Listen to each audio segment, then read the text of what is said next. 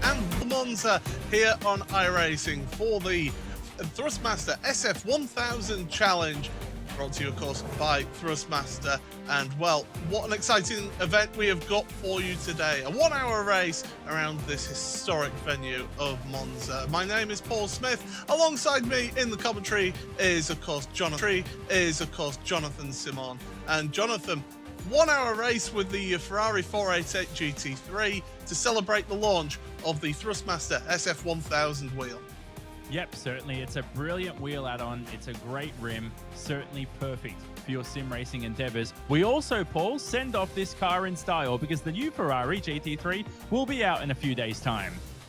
Absolutely, of course. iRacing having their quarterly build next week, so we get to see some of those new features that will be coming forward. But of course, right now we are focusing on this event, and we are at the virtual Monza, which is in the outskirts of Milan in the Royal Park here, and it's a historic venue, isn't it, Jonathan?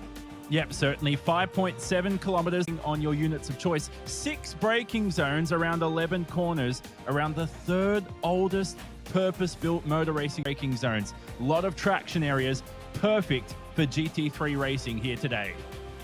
Certainly is, and we'll see plenty of slipstreaming, plenty of overtaking opportunities will be had out there as well. The drivers are just going out for a little bit of qualifying. They've got 2 laps to set themselves their best lap, and we have got 12 competitors here in this event so far, and they're all out there trying to get themselves the best place on the grid to give themselves the best chance as well to be able to win themselves some fantastic prizes. And well, here's the format of how things are going. Well, today, as you can see, we're doing this 1 hour race, Jonathan. 2 laps of qualifying, so the pressure's on in qualifying to get yourself a good spot.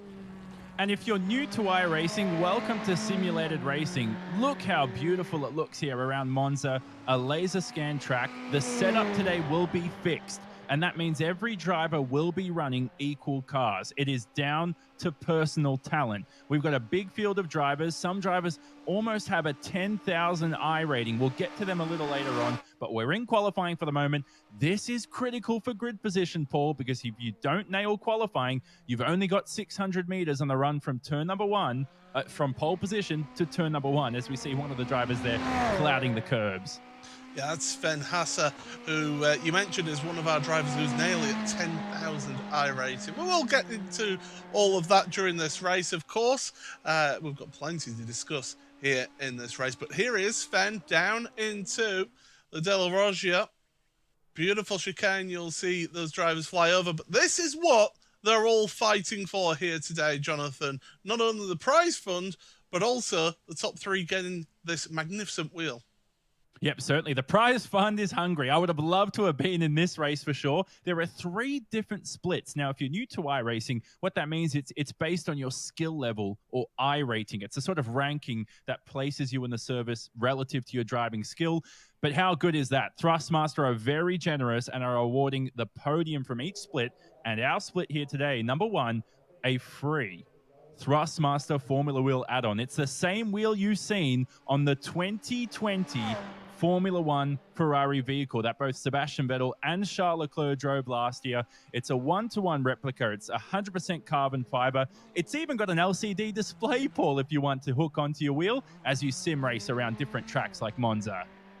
Yeah, that monitor, of course, giving you vital information as you're racing along, helping give you the edge of your competitors out there. Of course, motorsports and simulated racing, very, very data driven. And those drivers, if they can have easy, ready access to that information on a monitor on their wheel, then this, that will certainly help them along. And well, this is something that we don't often see, Jonathan. Visor cam here. This is what it looks like if you're actually racing in the sim, because really, this is the view that you have. It's a pure simulation. The funny thing is, Paul, in the real world, it took us about half a century to get this very view. We saw it last weekend. For anyone watching the F1 coverage, we've seen it in other series as well. This is exactly what you would see if you're driving on the simulator with a Thrustmaster wheel. Perfect view as well, high speeds, 270 kilometers an hour into the Della Roggia braking zone. And if you want to join iRacing, visit iRacing.com. There's a 40% sign-up bonus, discount as well at the moment. So definitely join in, get in on the action. iRacing has been ever growing the past 2 years, Paul, and it's good to see the membership up and up. It's rising like stocks. And if you're very fortunate or unfortunate, depending on your persuasion, you can even end up racing against myself out there, because I do actively take part on iRacing. It's a tremendous place to go and get your sim racing fix. So yeah, do check out iRacing.com for 40% off all new memberships. So that's a tremendous offer, and one that people should take advantage of here as well, John. Don't sell yourself short, mate, because I've seen you race and you're not that bad. I did see your very unlucky start to Formula 3, though, the other month. I don't know how you went through that. That was bad luck. But anyway, here's Daniel Sommer from Germany. He's one of our competitors looking to claim that prize money and that wheel rim from Thrustmaster. Daniel Sommer himself, he's from Germany, 26 years of age. He represents the Impulse racing team. They're a sim racing team. As he enters the box, he'll abort that lap. But all these drivers, Paul, what we must mention to the fans is they have their own sim racing teams. These are competitive, professional virtual teams that compete on this service for prizes. We do have a number of privateers out there as well, so you don't have to be a member of a team. You can just go it alone and do that. And certainly we've seen some very successful people be able to do that alone. Here's Elliot Veyron then, down towards the Ascari chicane. We've got the qualifying lap times up on the left-hand side of your screen at the moment. And Sven Haas has currently got an almost 0.4 of a second advantage over Elliot here. Elliot is the youngest driver in our field at 15 years of age, the Frenchman. He's driven in Formula 4. He's driven open wheelers in France, made the step up from karting. He's had a little loose moment there through the newly named Curva Alboreto. Paul, we'll have to get used to that over the next hour because we've been calling it the Parabolica our entire life. You're allowed to do that, cut the track, set a lap time there. A 1 minute 49.340 only keeps him at P2 for the moment. Yeah, you can see there, 0.3 of a second off of your pole position. We've got the final few drivers coming along. Here's Gael Valero from France, and he's a very, very talented driver, is Gael, of course.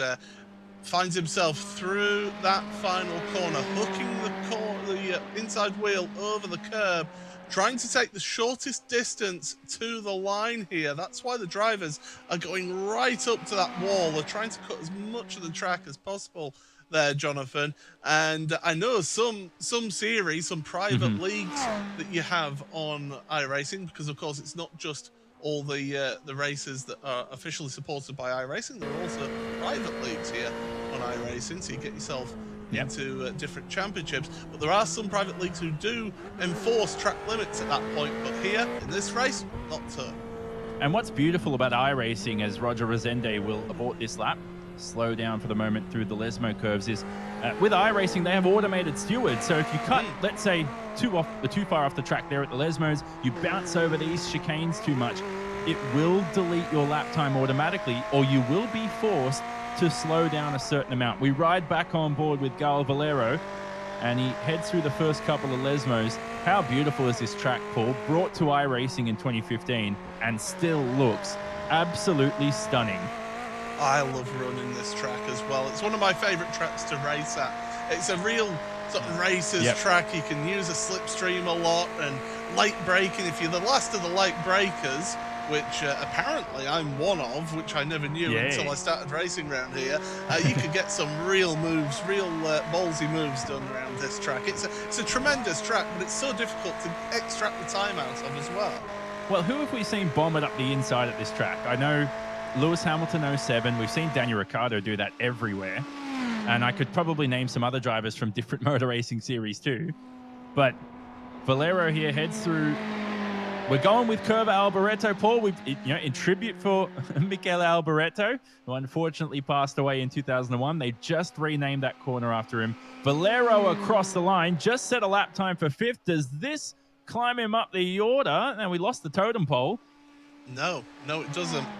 And in fact, that's going to be the last of the qualifiers who can set a lap time here in qualifying. So from the Autodromo Nazionale Monza, we will shortly be able to give you your starting grid here. We've got a grid of 12 drivers out there, and well, here we go then. So it's Sven Hasse who's on the front row of the grid with Elliot Veyron alongside him on second place. The second row of the grid is Leandro Anderuti with Roger Rezende in the second row of the grid. Third row of the grid is Gael Valero and Daniel Sommer.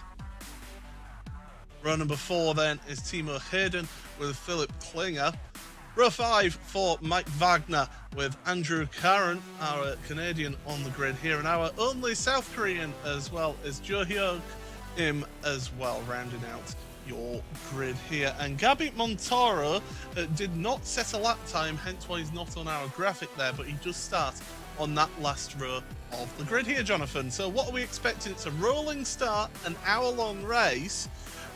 We'll talk strategy potentially here, because it is a fixed setup, because it is a medium downforce endurance setup here for this car, which is everyone can use on iRacing. It is one of the available setups that come with this car. You're full throttle for a long time around this track. Will you have to save a little bit of fuel potentially? Yeah, that's a very interesting thing we'll have to look at over the next hour. Will the drivers make it to the checkered flag on fuel or not? The drivers who fuel save during the event will, and you could do that with different methods we'll talk about over the course of the next 60 minutes. We think they'll be okay, but you don't know because of the weather temperature, because of the circumstances of the racing. Everything here is simulated carefully as you'd see in the real world, and it's going to be as hard as driving in motorsport. We've got a partly cloudy sky. The air temperature is 25 degrees, and the track temperature is 41 degrees Celsius out there on track. So quite warm track, and with this being a lot of stop and start, that's a lot of hard braking and then a lot of acceleration zones. That's going to really put a lot of heat cycle into these tyres here, which these drivers are going to have to compete. By the way, that's a very cool safety car driver wearing a set of sunnies, and it's a very sunny day apparently, Paul, as you said, at Monza. Need the sunnies when you're driving the safety car.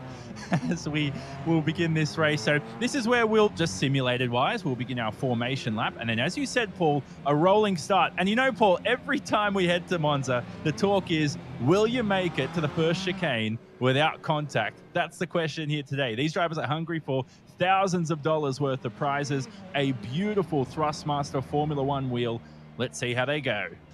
Well, in theory, a rolling start spreads out the field a little bit more, so you don't get anything. And we could hear there the drivers dropping the clutch on this back straight here. They're trying to save as much fuel as possible, even on this formation lap here, Jonathan. So already the strategy is coming into account. Yeah, I know. This is very smart as well. Only the most experienced will do this and be aware of this. The good news is he's done his homework, Paul, and that's what I'm happy about. He wants this prize money. He wants this wheel. Well, here we go then. It is going to be the start of the Thrustmaster SF1000 challenge here at the virtual Monza. These drivers will be asking themselves one thing: can they earn the race? And we're about to find out, because the green flag will be coming out shortly here. The green flag comes out further down the line here. Now it's out. We're underway for 1 hour of racing around Monza, heading down towards the Rettifilo for the first time. We've got a battle for second place here between Veyron and Leandro Anderuti, and Anderuti going to the lead. In fact, Sven Hasse, deep into the first chicane, drops down a position to second place. Everybody seems to be able to get through the first chicane here as well. It's now the run down to the Della Roja after Curva Grande, which is where we will see the next snarl-up point. We've got almost 3 wide racing at the back of this field right now, Jonathan. But so far, so good with this start. Brilliant stuff by Anderuti, 17 years of age. This could be one of the biggest broadcasts he's in so far, under a lot of pressure here at the beginning. Good battles going on down the middle end of the order through Interlesmo 1 for the first time.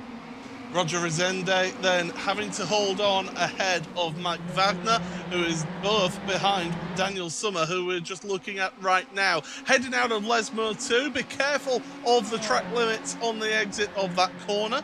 You will accumulate instant points, which again, we'll touch on as we go on through this race. Down towards the Ascari chicane for the first time. And there's that battle then for 6th, 7th and 8th as we get this beautiful shot, this drone-like shot over the top of the cars as they go sweeping around the exit of the Ascari chicane. Down towards the final corner, the Curva, I'm always going to get it, Alvareto. It's going to be one of those days today, I can tell you. It's my first broadcast with that new name.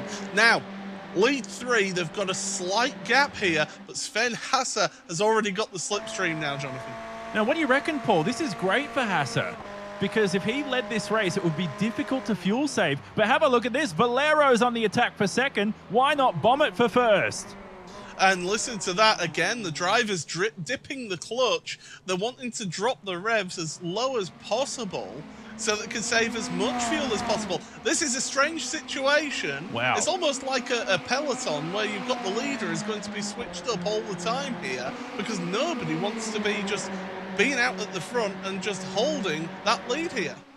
Yeah, now here's Veyron on Hasse. So Veyron into third in that green Ferrari. And now he claims that position. I heard some contact as one of the drivers clouded the curb and may have damaged the rear end of the car. That can happen. So in this race, right now, as we said, Valero leads. And you mentioned that analogy, Paul, of being a bicycle race, road cycling, anything you want. I can also liken this to the Daytona 500. Who wants to lead and who's going to save fuel at the back and keep it safe in the early laps? Well, this is what Sven Hasse has done, is dropped back down to fourth place, and he has got himself a good bit of slipstream. Don't forget, get yourself 40% off of all new memberships here on iRacing. iRacing.com/membership for further details on that offer and how you can start your iRacing career. Because remember, every day is a race day here on iRacing. And right now, these drivers are certainly proving that this is race day, and right now everybody's just got themselves into a line here. Nobody's really wanting to move forward from further back here, Jonathan. This is an intriguing strategic race. Yeah, this is good stuff as well. So those numbers you see at the front end of the dash, those are their positions that will update at the end of each lap as they cross the line, as Andrew Carron down the back of the pack sets the fastest lap of the race. Look at Valero, though. He's extended the gap to a second. This is not good for Hasse in fourth.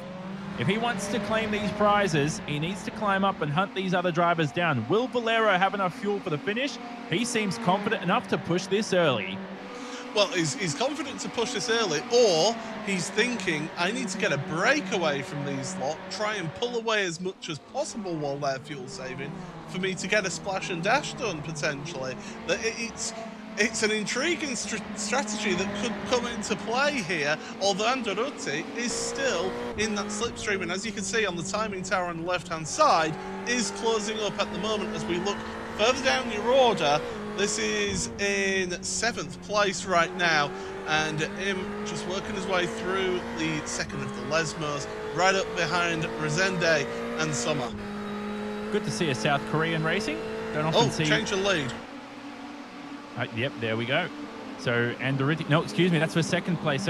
So there we go. Valero, excuse me, yeah, had a slowdown penalty. So that what it means there is he's cut the track, Paul, and he's had to give up a certain amount of time that iRacing and the stewards have automatically applied to him. He's given that up. He's sacrificed the lead.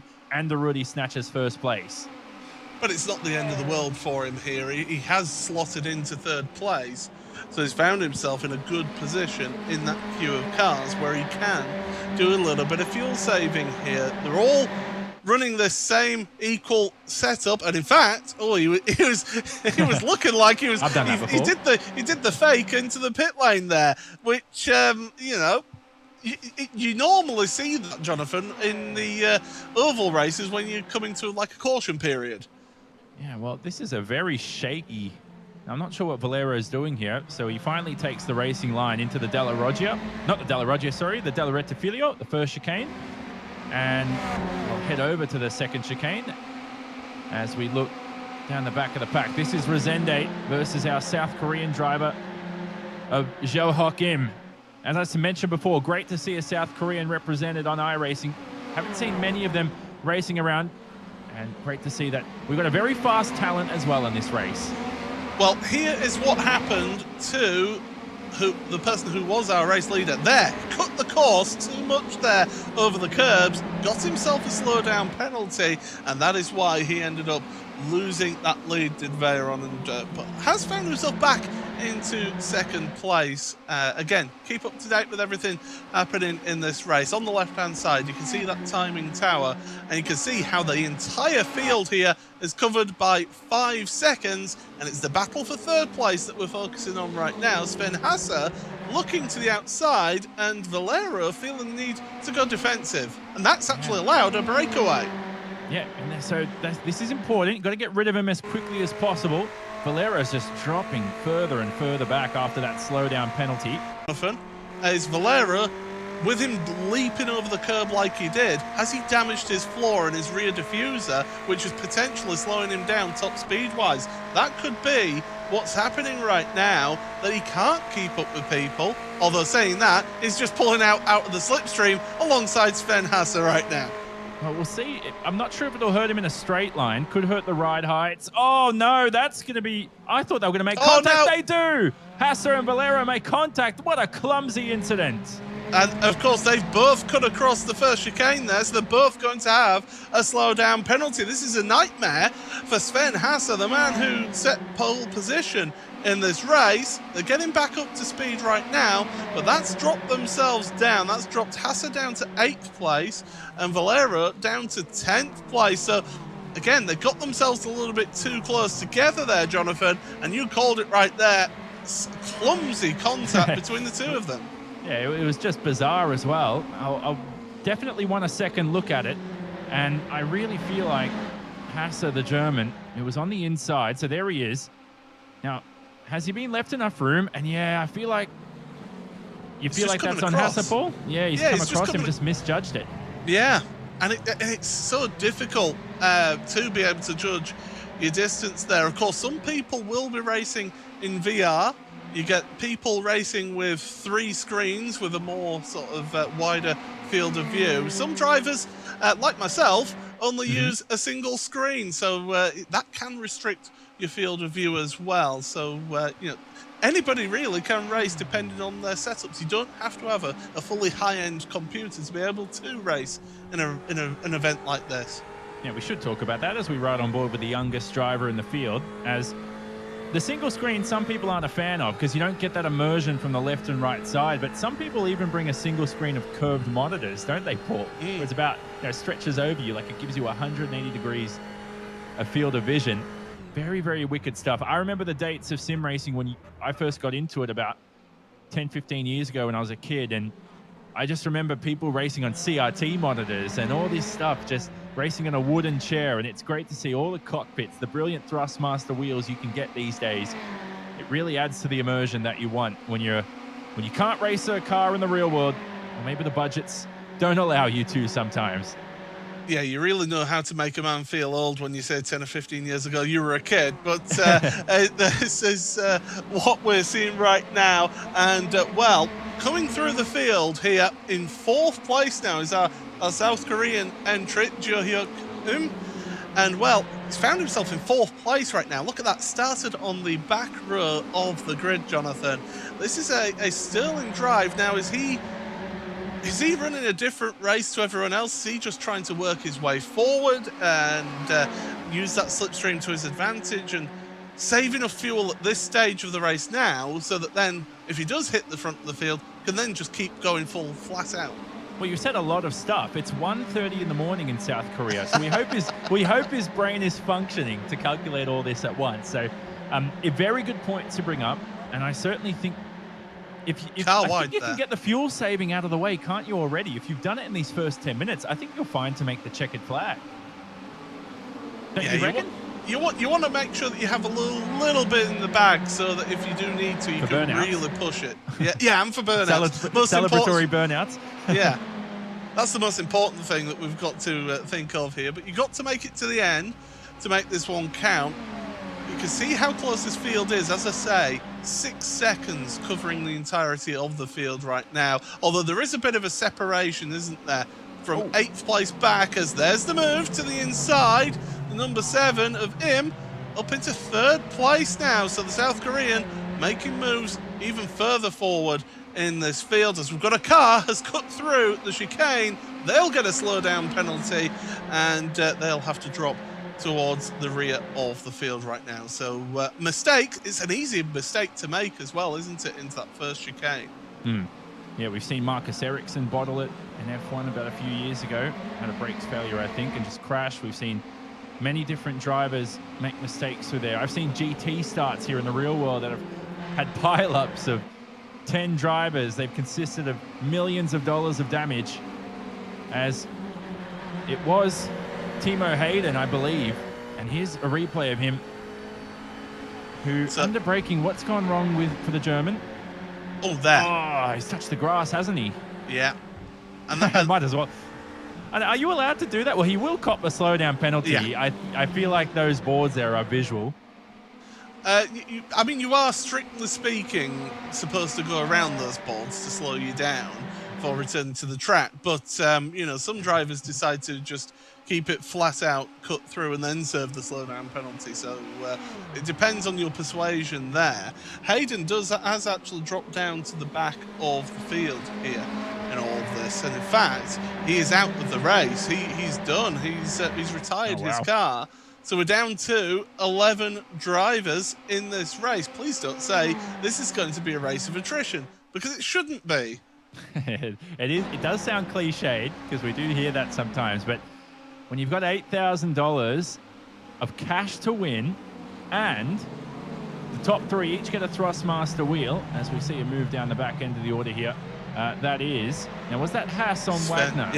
Yeah. So Sven makes a move and is trying to make amends for that unfortunate incident. He's alongside Karen now for that 6th position. But as I said before, there's a lot of prizes on offer, and these opening laps are important. And unfortunately for Hayden, he seems to be out of contention to go home with nothing. So go into the 2nd chicane, the De La Rogia, and yes, Sven Hassa up into 6th place right now. So we did mention earlier on, Jonathan, that Sven Hassa does have the highest iRating in the field out here, as we reach almost a quarter of an hour gone. Just touch on, and to explain to anyone who's new to iRacing and to this type of sim racing, exactly what do you mean by an iRating, Jonathan? Yeah, it is a ranking system. So you visit different esports, different games, everything like that. This is a racing simulator that ranks you against other drivers based on your skill level. It's not dependent on budget. It's not dependent on your relationships with team bosses or anything like that we get in motorsport. So he's actually earned that through races on the service. Now, the most fascinating part about it, Paul, is that he only joined iRacing in November 2018, and he's already reached 9,500 iRating as well. Your best drivers are in that 10,000 range. He's already up there in 3 years. Meanwhile, myself, I've been on iRacing nearly 10 years and struggled to get out of 3,100 iRating. But here's the move for 2nd place down the inside, and Veyron just decided back out. Let's just let him. If he wants to move to the front, he can move to the front. Veyron's happy sitting behind right now, so that's a good move. Yeah. 2nd place now for him. Didn't it sound like Veyron, the Frenchman? He looked like he was fuel saving, or sounded like. And so, yeah, as you say, Paul, he's happy to hang back. But for him, this is perfect for him. 26 years of age, iRating of 6,000, and he's 2nd in this race for prizes. How good would this be? A lot of these top drivers, they are awarded Thrustmaster wheels and different prizes through their teams. For him, doesn't actually have a team. He races as a privateer, so this would be perfect for him. Get himself some sponsorship, hopefully. Yeah, it's a good way of showcasing your abilities as well in an event like this, where there's prize money on offer, and you've got people of the caliber of this grid to be competing against. So definitely, it's a great showcase if you are a privateer and you're interested in maybe joining a team. It's a good way of putting this on your resume and seeing how things go, Jonathan. Yeah, I'm just enjoying the shot here. Got a virtual helicopter now from the top. Wow. Good to see a crowd at Monza too, Paul. How about that? A lot of people in the stands. There's always a crowd on race day here on iRacing. They want to see this excellent racing, and that's exactly what we're getting right now.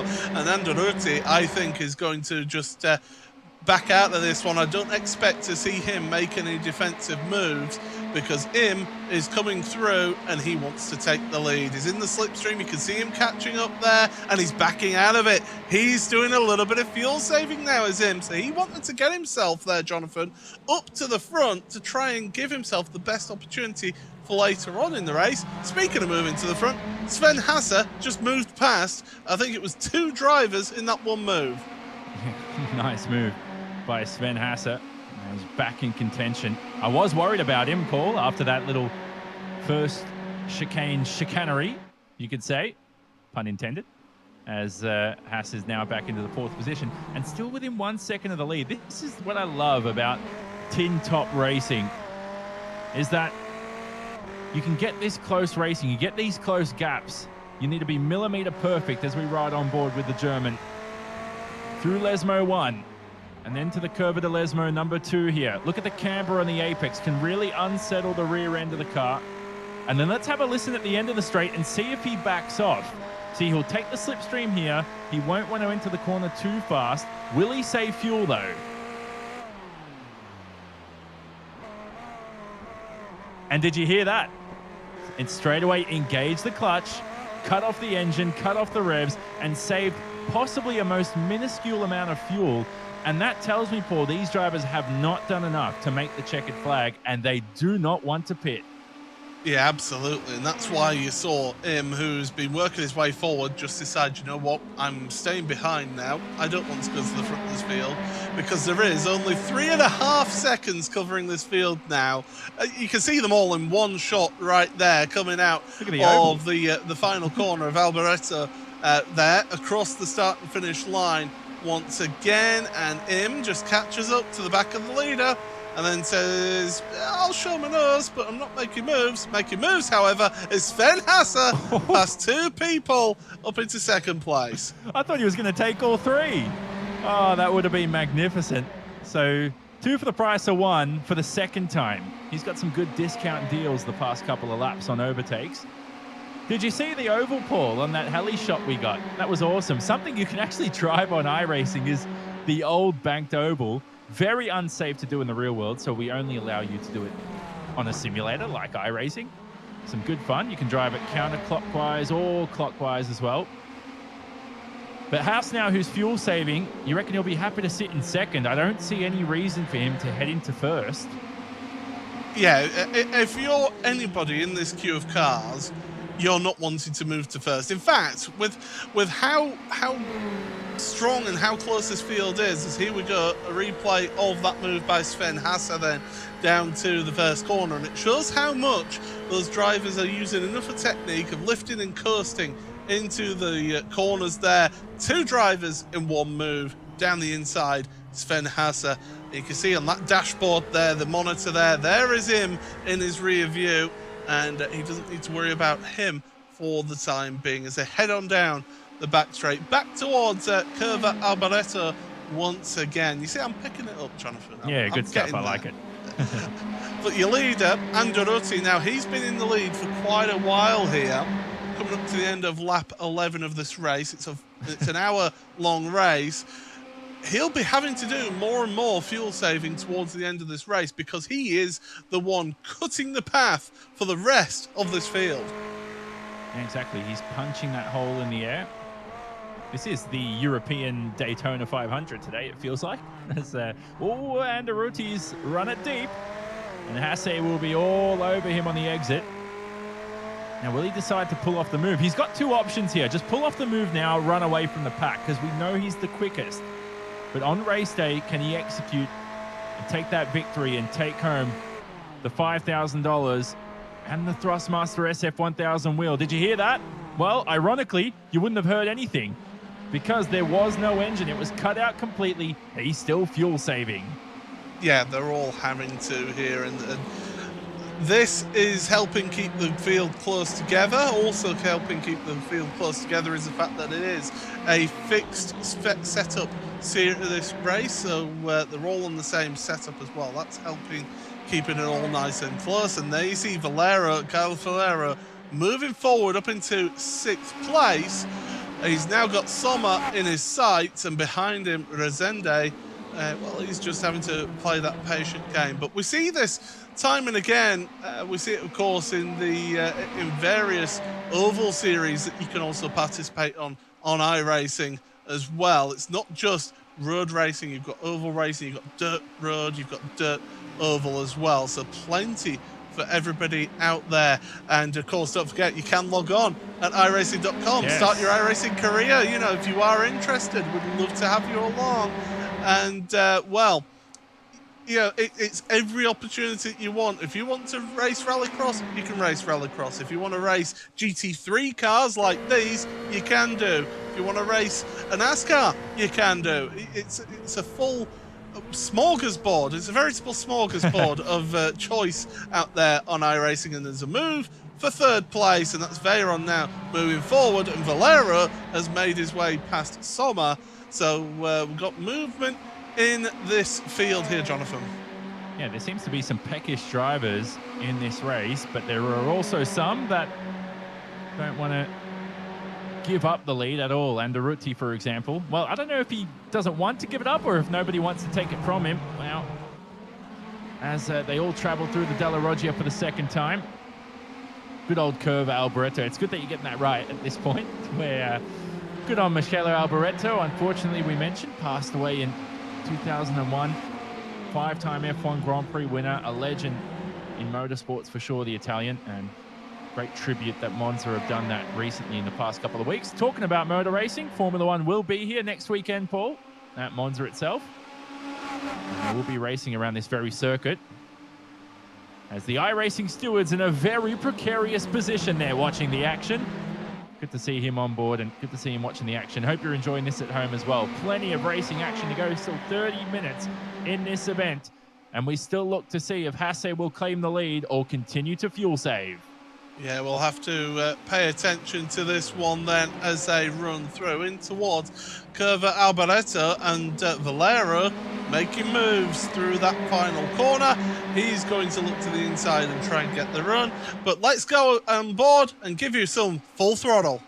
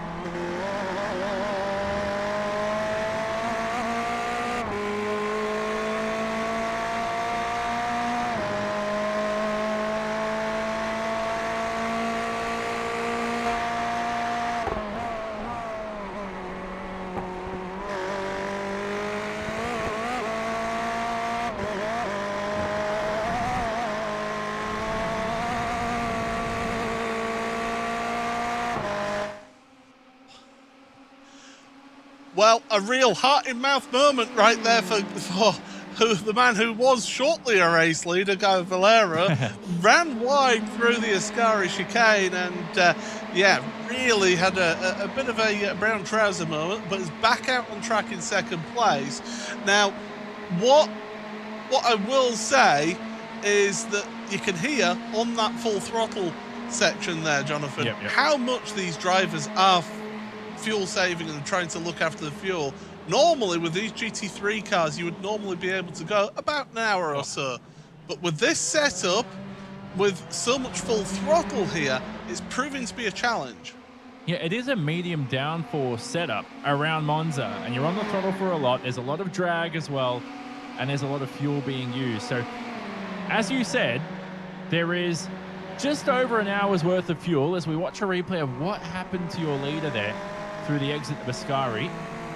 And whether the drivers will make it to the end of the race is based on them. So there's Anderucci going well wide, keeps the gas floored, well brave as well. So that was Valero, excuse me, who drops to second. And, well, that takes a lot of bravery, Paul. You have to trust in the car and trust in your wheel. Yeah, and certainly if you have a Thrustmaster SF1000, it will certainly help you with that as well. As we'll look further back in your pack, we've not been giving these drivers a whole lot of attention for the last sort of 10 minutes or so, but you can see we've got people like Karen, Sommer, Montoro, we've got Wagner, we've got Resende, all there. They're all sat there in, you know, that 7th through to 10th position battle. You made the analogy about the Daytona 500 earlier, Jonathan. It feels a lot like that one of these drivers could say, right, I've got the fuel, I'm making some moves forward in this. Yeah, exactly. A lot of strategy that takes place. The funny thing is that some of these drivers will have spotters too. And so normally what you get on iRacing is a driver or sort of an engineer in a sense, as you'd have in motor racing, telling you what to do, which gaps to go for, and the gaps to the driver behind, in front, let you know your fuel levels, all that kind of stuff. As, what do we have here? This is an interesting looking car. Looks like a kid's car, doesn't it? Like you'd go to the playground at your local fast food restaurant and jump into this. Philipp Klinger, the German. Been to his fast food restaurants, you can tell. Yeah, like one of those pedal cars, isn't it? With the red and yellow at on the top there, absolutely. And there was somebody in the UK who actually built a road legal version of one of those cars. So that's how they go. But as they go through Lesmo then, and Daniel Sommer. There we are, the number 2 car, 7th place, keeping a close eye on 6th place, which of course is Andrew Karen. Now, those two have dropped, oh no, sorry, that's Gal Valero, sorry, I do apologise, yeah, the graphic confused me as well. But that's Valero, I was thinking, wow, the leaders have pulled out a gap, but no, it's the fact that these are your race leaders right now. 1st and 2nd place, you can see it in the windscreen there with that LED board. Of those two drivers. Again, Valero really attacking that final part of the Ascari chicane, running wide again. If he's not too careful with that, he's going to end up having an incident. Now, this is really critical for Anderucci right now in his driving skill, because what you do sometimes when you're in first position is called mirror driving. And what that means is you're looking more in your mirrors to defend than you are looking ahead on the racetrack. And it can really affect your driving. What you notice is the mentally strong drivers, I should say, the drivers who are mentally weak tend to do that a lot. Drivers who are average will tend to do it a little bit sort of half here, half there. But the really strong drivers, as we see another exchange for the lead, they're able to look in their mirrors and drive fast, and they're aware. They're not focused on their mirrors, but they're aware in the background in case somebody crashes, in case somebody pulls off a move at the last minute. Valero into P1 now on Anderucci, and now we think, so we're looking at the Korean here of him, and do we think he's dropping down the pack because he hasn't saved enough fuel, Paul? And now he realizes, oh, wait a second, there's half an hour left. I'm not going to make the checkered flag. Well, that's it. And you can keep up to date with your fuel levels as well with the iRacing UI, which you can have up on your screen there, so you can keep an eye on your fuel levels and look at it and go, I'm not going to quite make that one. So he'll be keeping an eye on that and thinking, right, do a ton of fuel saving now and then be able to push on towards the end, because he was pushing quite early on, wasn't he? He was really working his way through the pack and not worried about moving forward. Now, is Guy Valero trying to make a gap at the front here? As Anderutti finally hit that wall and thought, yeah, I really need to do some fuel saving. Well, he's doing some mowing to the grass as well while he's at it. So what's Valero doing here? Trying to break the toe. I think he's running away with it, Paul. Don't you reckon? If he's doing that, I think he's done. I think he's clean or clear to make the end of the race. And if that's the case, Hasse needs to clear Anderutti as soon as possible. The gap, 0.2 of a second between these two as they cross the start-finish line. Will Hasse go for the move? Does he need to save fuel? Even if he does, I don't think he can afford it. Well, don't forget that Valero and Hasse did have that coming together down into the first chicane, and the dip of the clutch once again. Hasse is having to save fuel still. He's not happy. Valero now for Anderutti actually is letting him go past. He's not fighting that one. He needs to do extreme fuel saving, having led for so long, Anderutti. I don't think he'll make the end of the race the way he's going, Anderutti. He's going to be on extreme fuel saving mode. Here's the young Frenchman of Veyron now. There you go. So Veyron into third. This is magnificent stuff.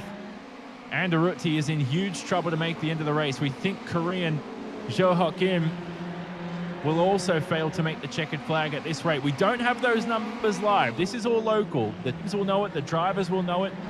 But we don't know. That's what builds the suspense as we enter the closing stages of this event. I can tell you that Andrew Caron did have a little bit of a slow-down penalty at the second chicane and has dropped down a position in all of that. So he's down to 7th place. But look at this battle here. It's 2nd, 3rd, 4th and 5th. And we think that the two at the back of this queue of cars are now doing that extreme fuel saving. Valero, 1.3 seconds. If he can get it out to about 2 seconds, this gap, he is in a very strong position, because then at that point we've seen it time and again that if you're able to breach that slipstream gap out there on track, you can then just start walking away because the other car behind isn't getting the benefit of your slipstream.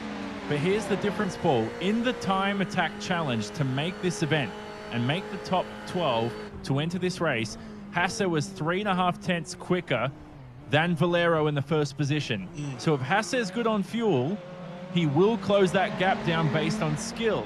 Look at the gap already, 9 tenths through the first chicane, and the fact that the leader wasn't saving fuel in that instance means that Hasse wasn't either, and he's trying to catch the Frenchman in first position. So the second half of this race is going to be really intriguing, is this at all, as Andrew Caron's moved down another position behind Mike Wagner. So count Caron down to 8th place, Wagner up to 7th. Biggest moves forward out from where they started on the grid. You've got Guy Valero up 4 positions, 6 positions gained for Jo Hok-im and Gabi Montaro as well, up 6 positions. The 2 cars that started on the back row of the grid are currently 5th and 6th places out there, and Guy Valero is trying to break the slipstream here, Jonathan, because Hasse has closed right on up. Now, 7 tenths, 8 tenths the gap. I don't think you're in with any chance of defending from Sven Hasse. When he's at full speed, he's almost unbeatable, but Valero's in with a shot. We don't call it early. He's trying to do everything he can right now. Now, when I'm sitting in second place as a driver and I see somebody get up to those shenanigans up in front, I've already won the mental battle, and I'm already comfortable. Hasse will be sitting there, hunting his prey, just like a lion in the jungle, ready to go. Let's listen in then. First and second, top and bottom of the screen. Let's see and hear how they go down to turn 1.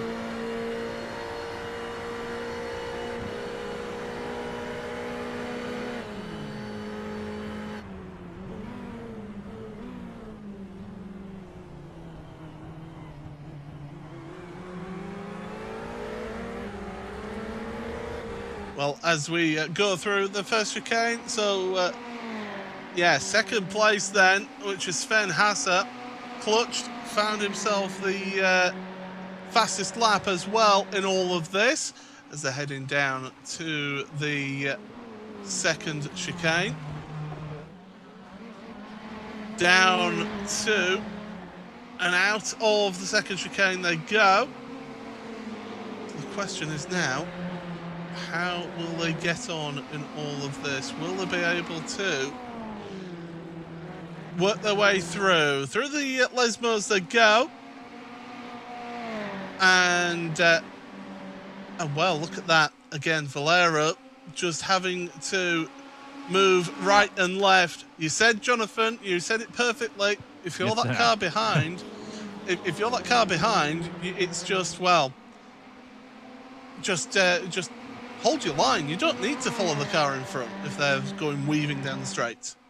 Well, you know, I see what he's doing now. He's changed his line twice. This will raise the eyebrows of the stewards, virtual stewards anyway, as Hassan now.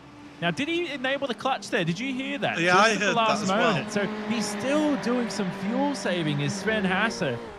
At this point of the race, it's remarkable. Let's have a listen to Elliot Veyron, the young Frenchman, 15 years of age from Paris in France. He'll get to the end of the straight and you'll possibly just engage the clutch, lower the revs, cut that engine off. There it is. Goodness gracious, they're still doing this 40 minutes into the event. This is hectic stuff.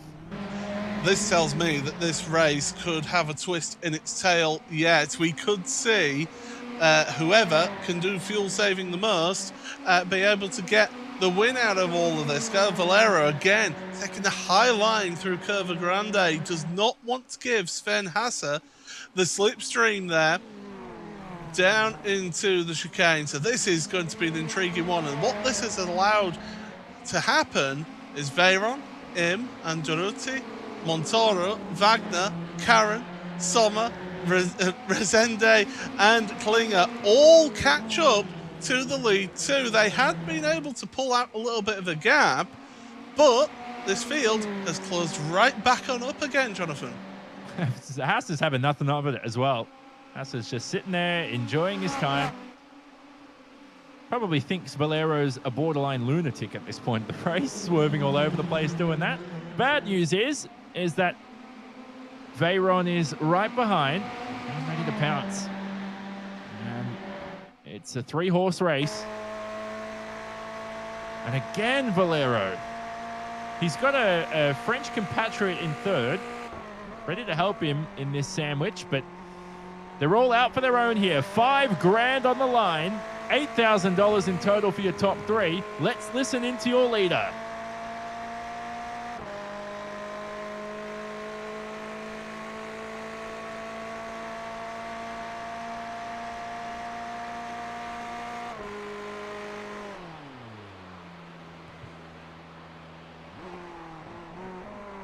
There we go.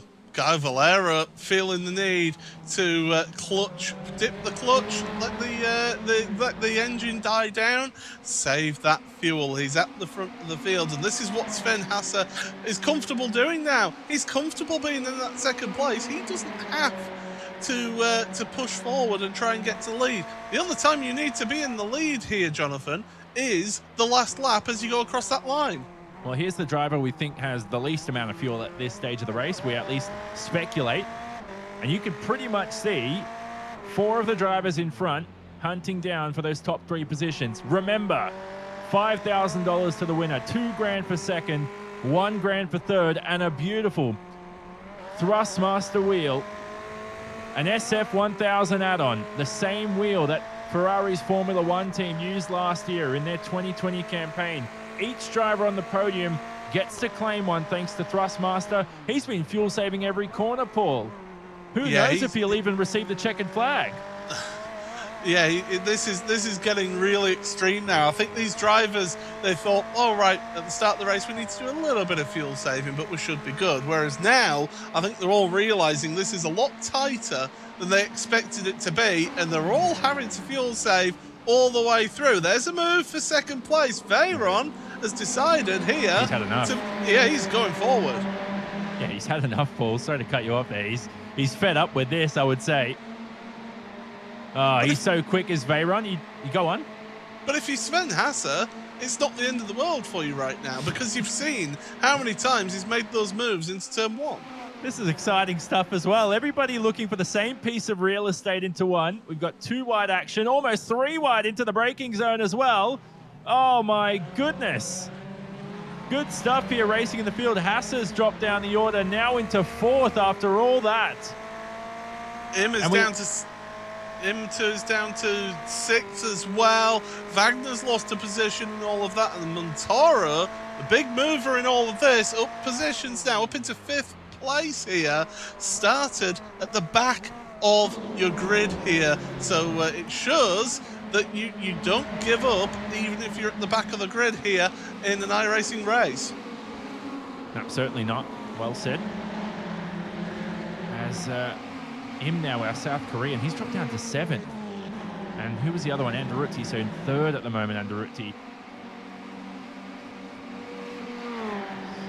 So what do you make of this, Paul, right now? Veyron, who we said is fed up with this, the young man, he wants to get a move on. Races for Romain Grosjean's own esports team. He's in the junior team. And we should touch up upon that. Romain Grosjean did open his R8G team last year during the pandemic, signed a lot of different drivers. Obviously trying to grow some young French drivers himself, get them some training on the sim, get them some competition. And this is great for Elliot Veyron. Don't forget as well, multiple Le Mans winner Frank Biela has a couple of drivers in this race as well with his team, because he's got an esports team, had a team for a number of years as well. So it's interesting to see how these drivers who have been really successful in the real world of racing and motorsport have been able to then transition and really see the benefits of being involved in sim racing. They really see it as a positive thing and something that they can help build. Yeah, 100%. And that is Sven Hasse, who drives for Biela himself. And remember, you can sign up yourself. 40% off new memberships. Visit iRacing.com/membership. Paul, you and I have been on iRacing for a while. We love it. Yeah, 2012, I joined iRacing myself, so that's when I was a brand new member. And well, I think you were in short pants, weren't you, Jonathan? You were a wee nipper when I started up in iRacing. But yeah, down through the Lesmos then. There you go. And once again, Valero trying to move clear of that second place drive, Elliot Veyron. It's about an 8/10, 9/10 of a second lead. I was basically wearing a diaper, Paul. You are correct. Just there. Just took it off about 4 years ago. In my adult years, we could say. No, just kidding. Of course. You know, it's good to be young in the sim racing scene, mate. You know, learning every day. But it's not just for young people as well, though. Let's not forget there are people of all ages on iRacing. I even commentate on a series that's for people 60 years and older.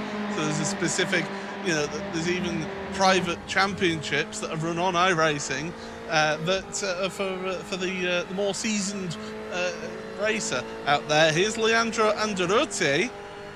And he's got the foot down here. He's trying to move forward here. Now, has he saved enough fuel? I don't think he will have, but he's wanting to move forward now. Yeah, lives in the Swiss Alps, right across the Italian border. We do have, a lot of different wide variety of sim races. Good battle here down the back of the pack. So Wagner, who set the fastest lap of the race, is ahead of this trio. In behind, Resende, the Brazilian, now alongside the South Korean. He snatches the 8th position, heading into the Della Roggia. Spot the bridge, brake just under the shadow, just before the shadow. Throw it into this chicane, chuck it into here. As now Daniel Sommer in 10th will have a great look at a lot of dust being kicked off the edge of the racetrack. So drivers have run wide there. Yeah, certainly, as your leaders. You can see the leaders in the distance. Yeah, well, they're not that far in the distance, really. So anybody, really, out of these 11 cars that remain in this race, we've lost one driver, Timo Hayden, out of this race 19 laps ago. You can see that in the timing tower there. But again, Gaio Valero feeling the need to try and break the slipstream at the front of your field. Anderutti in second place, Veyron third, Hassa fourth, with Montoro, Karen, Wagner, Resende, Im, Sommer and Klinger, your entire field, and the entire field in one camera shot right there, down the back straight, in towards that final corner, into Curva Alboreto. Around they go once again, and Jonathan, this is where now you start need to, if you're further down in that pack, you start needing to be moving forward, don't you? Well, Valero's doing a lot of these antics, but yeah, you're right. 12 minutes to go. Probably about 7 or 8 laps at most. Already completed 26 so far. And look at that train of drivers. Everybody in contention from that shot. You can see them all in picture, looking for a podium position and the prizes as well. Now, you mentioned age, Paul. We were supposed to have a 40-year-old racing as Veyron, the youngest driver in the field, goes to the outside. Fortunately, that was JJ Nylander, pulled out, qualified for this race. And now going for the switchback is Anderutti. Will he claim second back? No, excuse me. That shot just was a little deceiving there. Veyron seals second. Now it's up to Sven Hasse in fourth. Will he look for the inside at Lesmo 1? No, Anderutti goes defensive once more. Yeah, forced wide there was Sven Hasse, and trying to move forward in all of this. He realizes now he needs to get himself in that position to be able to challenge for the lead of this race at the end of the race. Of course, many a time we have broadcasted races here at Monza on iRacing, and it has all come down to the last corner and that drag down to the finish line. The finish line is actually a lot sooner than the start line here, so it's just after the entry is the finish line. So yeah, they've really got to time their run out of that final corner to the best of their ability. You've still got that battle there going on. 5th, 6th, 7th and 8th all together. Right now it's Montoro, Karen, Wagner and Resende all in that battle as well. So they're covered. First 8 covered by 3.2 seconds, and then Im, Sommer and Klinger have actually dropped back a bit, so they're out of this one a little bit. Meanwhile, Anderutti moving forward to second place, and here comes Sven Hasse up into third place. Meanwhile, Valero is still in the lead of this race by 9/10 of a second. Yeah, but we've seen that before earlier, and it's been closed down. Valero is still doing some weaving. If he can break that toe, he may run away with it. Let's not call it yet. 10 minutes remaining. We've fallen under that double-digit mark, as Wagner also made his way past Karen in the 7th position. Interesting story about Andrew Karen, French-Canadian. Began sim racing, Paul, just to drift, and then fell in love with this side of the service, the racing, the competition, and represents advanced sim racing. And over the years, the 25-year-old has made his way up the order, and he's racing in events like today. And he's only 4 positions away from valuable prize money and a Thrustmaster wheel. 9/10 the gap between the top 2, as you mentioned. You think Anderutti's got enough fuel? We'll have to wait and see in all of this, Jonathan. I mean, at the end of the day, I didn't expect them to be still fuel saving at this stage of the race. I thought we'd be getting to about halfway through, and then they would have got enough, but obviously not enough with the pace, the unrelenting pace that these drivers have been doing here. They're having to be a little bit extreme with their fuel saving, and of course, we mentioned it, they're all on the same setup here. They're all using this same setup, so it's all down to driver ability and driver skill, and this is why it's been run like this challenge, this Thrustmaster SF1000 challenge, and it's all just to test each other against one another. And you saw how close they were getting to the pit wall. Oh my goodness, you could high-five the barrier at that rate. Goodness gracious, we're right on board with Hasse. Literally could stick an arm out, just get a feel for what material that barrier was made out of. I'll tell you this much, it's made out of concrete, and it'll be something very hard. You wouldn't want to do that. Now the gap, now look at that, went from 9/10 to 1/10. Is Anderutti all over the rear end? Yeah, they're alongside each other for the lead. Looking into that De La Rogia, trying to take the wide line in, but gets squeezed there. Oh, mistake from Valero on the exit of the corner. That allowed Zandaruti back past, well, he's alongside into the first of the two Lesmos. And Sven Hasse right behind has got the best seat in the house of this battle. So Hasse now, third place. And look at that, we've just down the back straight here towards the Ascara chicane, and look at that queue of cars. They're all just desperately trying to get past each other. First to eighth is covered by 1 3/4 seconds. That's how close it is out there, Jonathan. Here comes the aggression, and here comes the fight. It's closer and closer. Lap after lap, turn after turn, as you said, all the way down to 8th. Intense stuff, intense finish coming up. 7 minutes remaining. Andaruti and Valero alongside each other once more. And Hasse now looking to the inside. Andaruti getting the up and under. So Valero went on the inside into the corner. Andaruti trying to get the run out of the corner. Here comes Hasse as well that we're on board with. Look from above, they're too wide for the lead. Hasse has got that slipstream right now. Where's he go? Well, he's got nowhere to go because there's grass there. Big contact, big crash. Valero, Andaruti. There's others involved in this one as well. Hasse, well, that is a huge incident. We've got a car. Andaruti straight into Hasse there. Hasse's involved in all of that.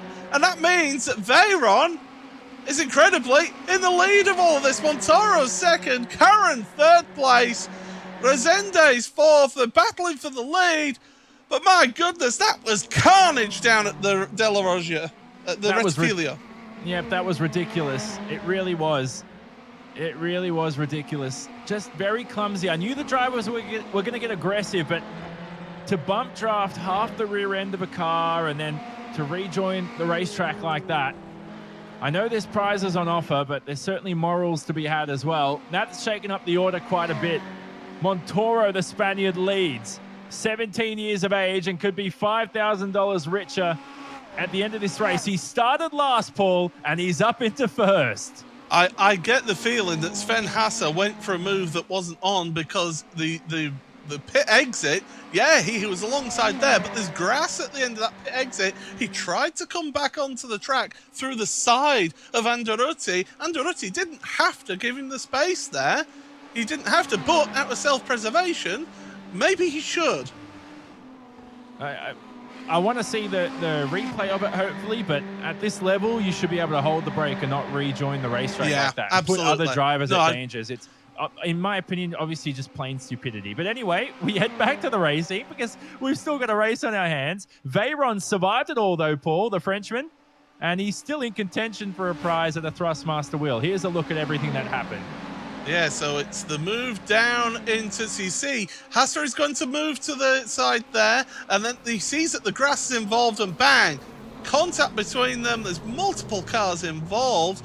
Montaro had slowed down along with Elliot Veyron, who was the leader, and then that, what is that? Well, that was completely unnecessary, and Andaruti will be feeling very, very silly about not holding his brakes. That's one of the things that you've got to do. If you're involved in an accident, Jonathan, you've got to hold your brakes. Yeah, look, and you can understand the frustration because it wasn't his fault at all. Hasse just a little bit too over-aggressive. Just needs to be careful with the bump draft. But anyway, there's 4 minutes remaining and the race continues. Some of these drivers are still in prize-paying positions. Andrew Caron, the Canadian, has made his way up into second. How beautiful would this be? A man who only started sim racing to drift could be in for a Thrustmaster wheel.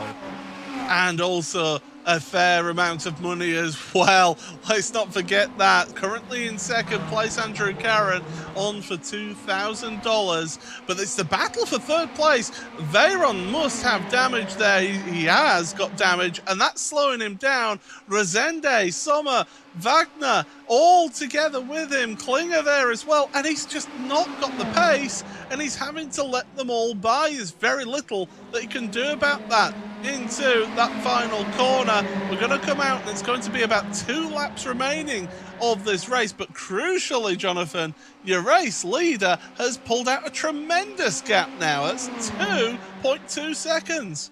Yeah, the way this race has been going, it feels like he's lapped the field with a 2-second gap. It's unlike anything we've seen all race. The largest gap in the last 57 minutes. Battle for third. Summer and Resende collide. Oh, no. More contact on the exit. I saw Veyron collided too. Yeah, Veyron was involved in that, and he went into the back of them. And it's all getting a bit silly. All for third place. Well, Daniel Sommer now has got third place. Resende is holding on to 4th place right now. And slow down penalty there for that Sommer. So Resende now finds himself in 3rd place. And hopefully these drivers can take a sensible pill and calm themselves down here before the final lap. But do you want to calm yourself down? It's a Thrustmaster wheel you're fighting for. Exactly what you want. Here's a replay. So I saw the... well, this is a big ball of string to unravel. I saw what happened at the front, but what happened to Veyron behind? That. So it's that move across then by Klinger that has caused Valero to then lose control and end up wiping out those cars in front. It was a bit of a strike, wasn't it? If it was 5-pin bowling, got his hands on everybody there. So Veyron down in 7th now. I thought he was almost sealed for a prize-paying position. Look at the time though, Paul. Checkered flag is close. Yeah. White flag close as well. Montoro first. Karen looks to have sealed 2nd, but it's that final podium position we look for. That $1,000. Any overtake now could be worth $1,000, and it could be worth a Thrustmaster wheel. So Roger Resende, 3rd place at the moment, is giving a nice slipstream to your 4th place driver, Philip Klinger. You've got Mike Wagner and Daniel Sommer not that far behind either. Going defensive into turn 1 then is Roger Resende, but Klinger clean around the outside. There's contact between the 2 of them. Klinger across the chicane is going slow. Resende holds on to 3rd place, and well, out the corner, Sommer and Wagner moved ahead of Philip Klinger through the first chicane. Klinger's having to serve a slowdown penalty as well.